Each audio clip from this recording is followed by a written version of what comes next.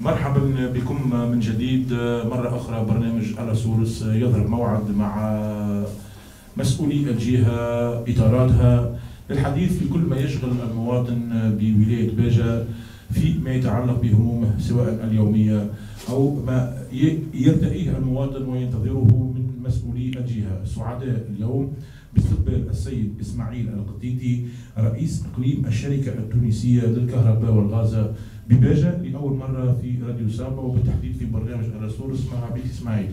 شكرا.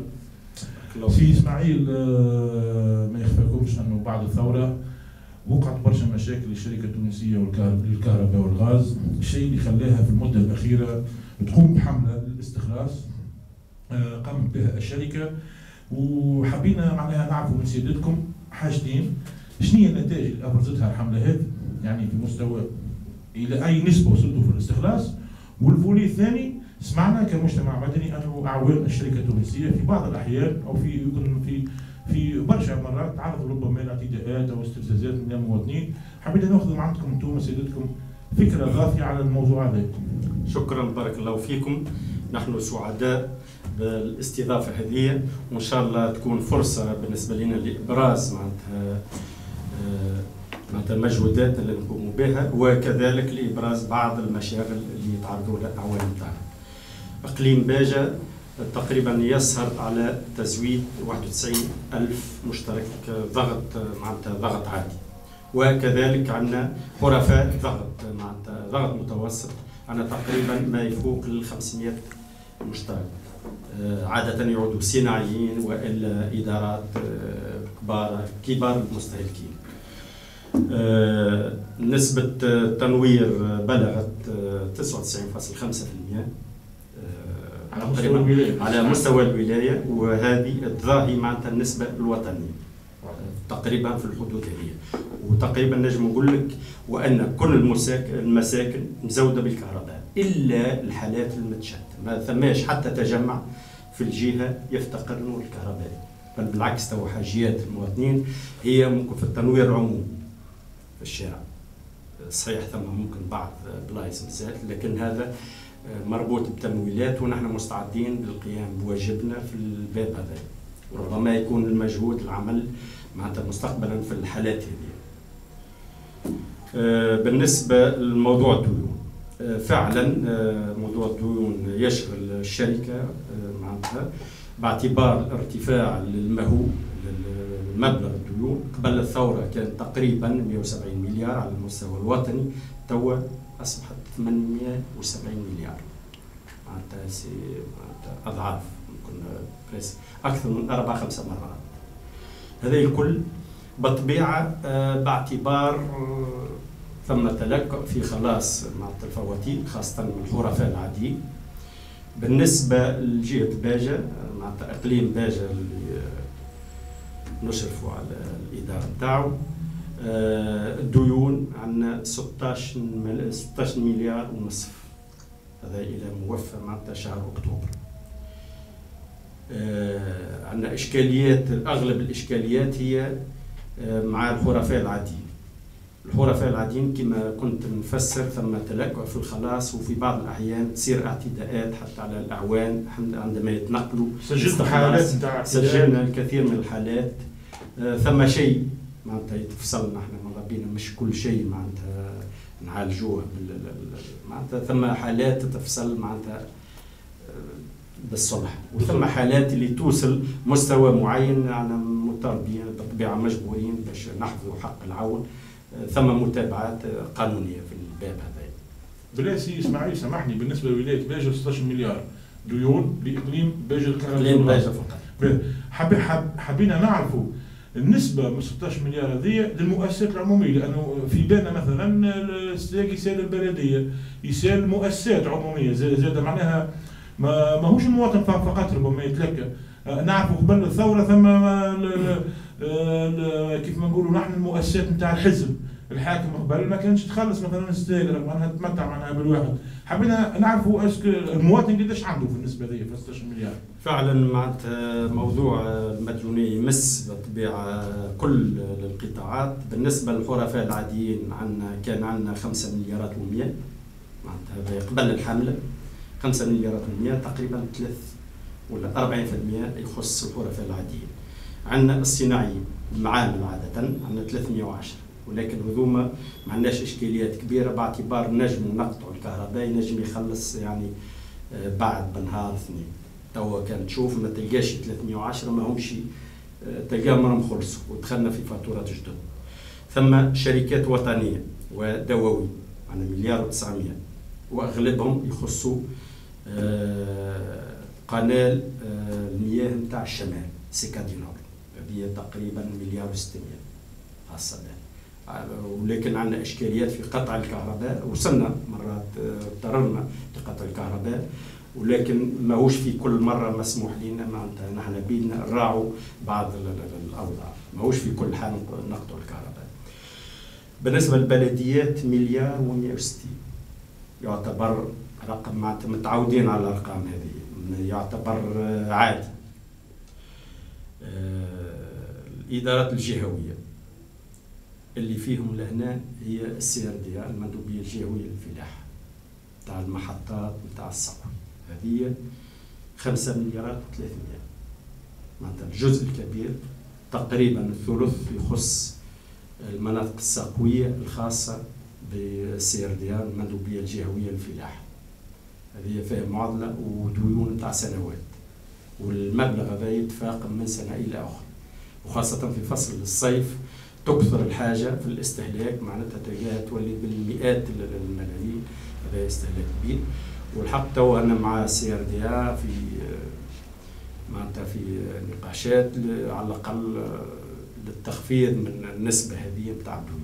هو الاستهلاك بالنسبه للزون إيريغية دي المناطق الساقويه زي اسماعيل، معناها المستفيد هو اللي يستهلك الكهرباء. المستفيد هي الاشتراكات مع السيادة، ولكن هي في نفس الوقت توزع الماء هذا للماء السقوي إلى الفلاحين. الفلاحين ثم فيهم جزء ما يقوموش بسداد معناتها المستحقات اللي تاخذ من السيادة، وبالتالي بطبيعة نولوا نحن انتم تفكروا على السيادة الاشتراكات باسم السيادة. واضح. باسم السيادة هم باش يضخوا الماء باش يزودوا بهم الفلاح نتاعهم، هم مطالبين باستخلاص المبالغ هذيك من عند الفلاحين.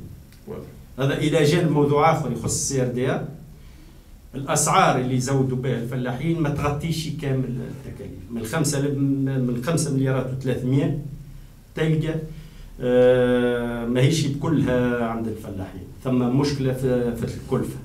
هذا موضوع يفسرونه المندوب الجهوي، ولو يستخلص مجموعه معناتها الديون بذمه الفلاحين ما يوصلش باش يغطي الخمسه، باعتبار وان التسعيره نتاع الماء ما تبدلتش منذ سنوات. وعندنا فقط مازال الاخير عندنا ديون تاع النزاعات 612,000 دينار تقريبا. اقليم باجه فقط. باهي سي اسماعيل، نحب ندخل معك اكثر تكنيك مع حاجات تخصك، ونحن ديما ننقلوا لك المواطن. اليوم المواطن تجيه الفاتوره نتاع الضوء الى حد الان وما تفرقش بين معناها انسان ما يقراش وانسان يقرا، ونجيب لك معناها انسان باك بلس 8 وقول له احكي لي عارف هذا الفاتوره ما ينجمش يقرا. اليوم معناها ثم اشكال، هذه معناها النقطه الاولى.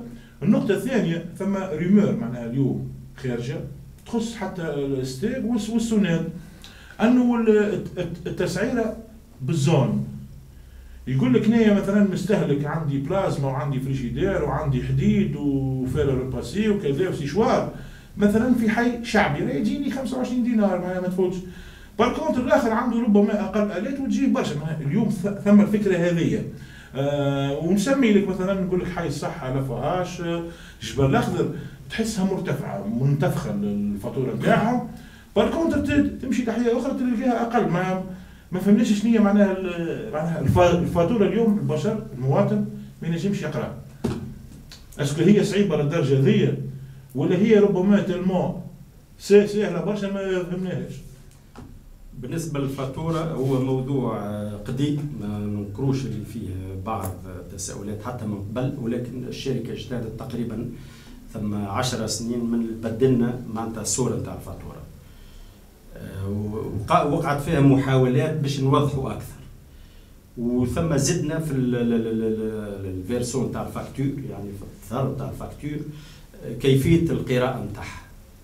ونحن على اتم الاستعداد اذا كان ثم ربما اللي ما توصلش باش يفهم بالضبط الفاتوره، معناتها المكاتب نتاعنا واي عاون استاك قادر باش يفسر الفاتوره. بالطبيعه الفاتوره تكون من الاستهلاك وثم اداءات، ثم اداء الاذاعه والتلفزه، ثم تي في يقع اتسيتيرا. ربما تظهر وربما ثم ديزاريري متخلدات، معناتها اما اللي يحاول يجتهد فيها نورمالمون الاعوان نتاعنا قادرين باش يفسروا اي اشكاليه يعترضها المواطن. وثم مواطنين اللي قادرين باش يقرا الفاتوره، يشوف الاستهلاك، السعر مكتوب، الجمله والبقيه مفصل. ومع ذلك اذا كان ثم حالات تستدعي معناتها توضيحات ما ثم حتى اشكال. بالنسبه للتسعيره، التسعيره هي موحده، ما ثماش تسعيره بالجهات فقط. ربما معناتها مبلغ، ربما حجم الاستهلاك عندنا تصاعدي، ثم تسعيره اقتصاديه اللي ما يفوتش في الشهرين 100 كيلو عنده تسعيره منخفضه، تسعيره معناتها للمستهلكين اللي ما عندهمش استهلاك كبير. وثم تدرج في الاستهلاك، كل ما زاد الاستهلاك معناتها يزيد المبلغ. لكن التسعيره هذه وطنيه، ما ثمش حتى فرق في الجهات. السعر ما ارتفعش في 2015، ما بقاتش زياده في السعر رغم اللي ثم مصاريف اكثر، ولكن بالطبيعه نحن ما نجموش نزيدوا السعر، ماهوش اختيار من الشركه بل بالعكس من الحكومه. من 2014 ما تزاد حتى مليم في الفاكتور رغم التكاليف زادت. صحيح ثم ساعات الفاتوره تقول لي ثم واحد يستهلك اقل ولكن فاتورته اكثر. عندنا حالات نتاع اختلاس الطاقه الكهربائيه، ثم حالات اللي بعض الاحيان يعود ماهوش هذاك الاستهلاك الحقيقي، ونحن في كل مره معناتها نتفطنوا الحالات كما هكايا ونعاودوا نعدوا الفاكتور، معناتها نحاولوا نسترجعوا الشيء اللي ضاع واللي هذا اذا كانت فهمنا معناتها بالصلح فيما بيننا. ثم حالات اللي ساعات اذا كان كثير هي الحاجه هذه اسماعيل تاع الاختلاس، خاطر برشا يحكيوا فيها والله سنويا اللي نوصلوا باش نحن نتفطنوا لهم تقريبا توصل 150 200 في السنه. اكيد ثم اكثر من هذا، ولكن هذا اللي نوصلوا باش نعرفوه. وتقريبا نحاولوا نراجعوا معناتها الفاكتور في العام، نوصلوا تقريبا كيف نراجعوا الفاتورات نجموا ندخلوا تقريبا تاع 150 مليون 200 مليون، اظن استرجاع نتاع استهلاك ما وقعش الفوتر نتاعو بسبب الاختلاس. بدي نخدم معك اسماعيل في حكايه الفاتوره ذي. ديما نقول لك في راي المواطن، معناها يقول لك اللي يحصل مره، خاصه تو ثم حكايه الفاتوره التقديريه ثم الفاتوره معناها نتاع الاستهلاك. يقول لك اللي يحصل مره مثلا ما تجي حاجه في الصيف عرس ولا حاجه يستهلك معلش بما يخلص فاتوره ب 80 دينار. السيد هذا يقول لك انا ماني استهلكت في الصيف 80 دينار، ومن بعد رجعت نستهلك عادي معناها في طريقه عاديه. يقول لك ما عادش تهبط لي تحت 80,000 يشدوا في يكبشوا فيا ماني وحلت مره 80. معناها يقول لك حتى كي نستهلك نقتصد في الطاقه تبقى ديما الفاتوره هي بيد، خاصه التقديريه دي. لكن حصلت انت مره استهلكت مبلغ كونتيتي كذا صي هذيك ما عادش تيح بالكل. بالنسبه للفاتوره التقديريه احنا نفسر لكم الساعه طريقه رفع العدادات. عندنا في المنطقه البلديه يقع رفع العدادات كل 4 أشهر، وفي الشهرين الاولانيين نصدروا فاتوره تقديريه. في الريف كل 6 أشهر، يعني فاتورتين تقديريه والثالثه استهلاك. الفاتوره التقديريه هي تقديريه بالطبيعه، نعملوا معدل استهلاك بتاع عام ثاني ونصدروا الفاتوره التقديريه. واذا كان المواطن يلاحظ ان ثم فارق، نحن حينيا يجيب لنا معناتها الاستهلاك نجموا نعاودوا الفاتوره في الوقت سور بلاس، معناتها قبل لا يخرج في ظرف دقيقتين تكون عنده فاتوره حسب الاستهلاك اللي قدموه. وبالنسبه للحالات اللي تقول لي انت يستهلك خلص شويه دي فاكتور فاتورات تقديريه وبعد تفاجئ باستهلاك مثلا يمكن ازيد شويه، خاصه هذا يصيف بعد ما يوفى الصيف، ثم تشغيل مكيفات واحد ولا في الشتاء ساعات نخدموا دي شوفاج الكتريك. الحالات اللي لاحظوا فيها ثم فرق كبير وممكن يمس حتى قدرة المواطن باش يخلص، مستعدين باش نعملوا التقسيم، والأعوان نتاعنا عندهم التعليمات اللازمة، وعندنا تقريبا يوميا بالعشرات معناتها نقوموا لهم بالتقسيم. هذا ما حتى مشكل. باهي، بقات نقطة أخيرة في الباب هذا يا سي إسماعيل، هي قطع النور الكهربائي عند المواطن. من حقهم انتم كشركة تصديوا في خدمات المواطن، يتم قطع الكهرباء بعد تنبيه أو اثنين بعد التنبيهات القانونية. معناها في بعض الحالات نلقى مواطن أنا عنده ماكينة تاع أكسجين هذيك تاع التنفس الاصطناعي مثلا، يجي العون بكل معناها بأمور قانونية يقطع الكهرباء ويقصد ربي يمشي للراحة. حتى الشركة هنا شركة الكهرباء والغاز تعطي فرصة كبيرة للمواطن باش يخلص ولا تستناه، وكي يمشي يقطع الكهرباء معناها هكاك لبالك لوسع ينجم يضر عباد، ينجم معناها الإشكالية ذي.